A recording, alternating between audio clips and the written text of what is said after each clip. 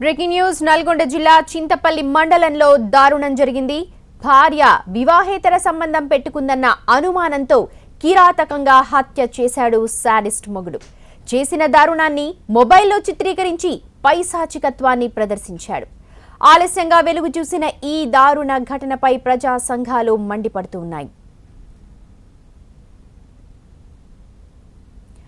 రొట్టిగడ్డ తండాలో ఈ నెల 15న ఈ దారుణం జరిగింది.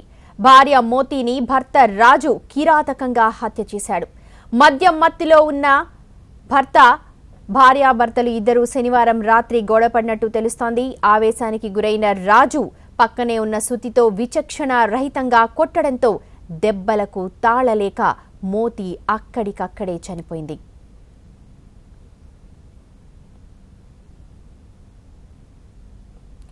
గ్రామస్తుల సమాచారంతో సంఘటనా స్థలానికి చేరుకున్న పోలీసులు విచారణ చేపట్టారు.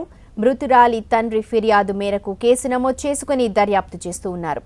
హత్యను సెల్ ఫోన్లో చిత్రీకరించినట్టు తెలుసుకుని నిర్ఘాంతపోయారు కాకీలు.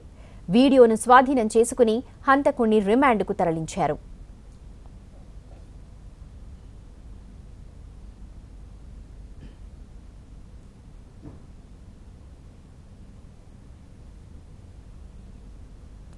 ప్రస్తుతం టీవీ9 స్క్రీన్ మీద చూస్తున్న దృశ్యాలు నల్గొండ జిల్లా చింతపల్లి మండలంలో జరిగిన దారుణ దృశ్యాలవి. భార్య వివాహేతర సంబంధం పెట్టుకుందన్న అనుమానంతో కిరాతకంగా హత్య చేశాడు మొగుడు. చేసిన దారుణాన్ని మొబైల్లో చిత్రీకరించి పైశాచికత్వాన్ని కూడా ప్రదర్శించాడు.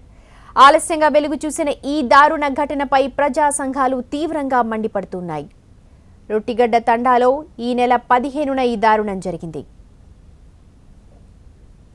ఘటనకు సంబంధించిన వివరాలు మా ప్రతినిధి రేవన్ అందిస్తారు. రేవన్, నల్గొండ జిల్లా రోడ్డుగడ్డ తండాలో విషాదం చోటు చేసుకుందని చెప్పుకోవచ్చు. ఒక అనుమానంతో ఉన్నటువంటి భర్త భార్యపై పైశాచిక ఆనందాన్ని పొందుతూ తీవ్రంగా స్థితితో కొట్టిన సంఘటన ఆలస్యంగా వెలుగులోకి వచ్చింది.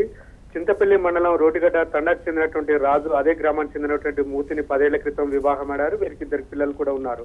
అయితే తను గోరుబండి మీద పనిచేస్తూ వారానికి ఒకసారి ఇంటికి వచ్చే క్రమంలోనే భార్యపై అనుమానాన్ని పెంచుకున్నాడు.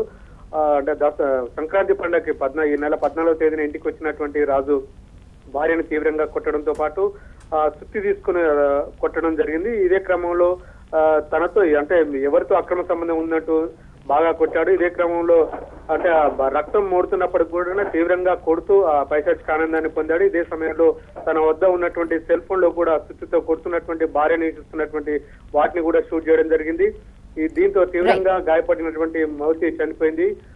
తల్లిని కొడుతున్న సమయంలో అడ్డుకున్నటువంటి పిల్లల్ని కూడా రాజు తండ్రి బెదిరించడం జరిగింది. ఈ క్రమంలోనే తీవ్రంగా గాయపడినటువంటి మోతి చనిపోయింది. వెంటనే ఇంటి నుంచి పరారైనటువంటి రాజు పరారయ్యాడు. ఈ మేరకు రాజును అరెస్ట్ చేసి రిమాండ్ కి తరలించారు పోలీసులు.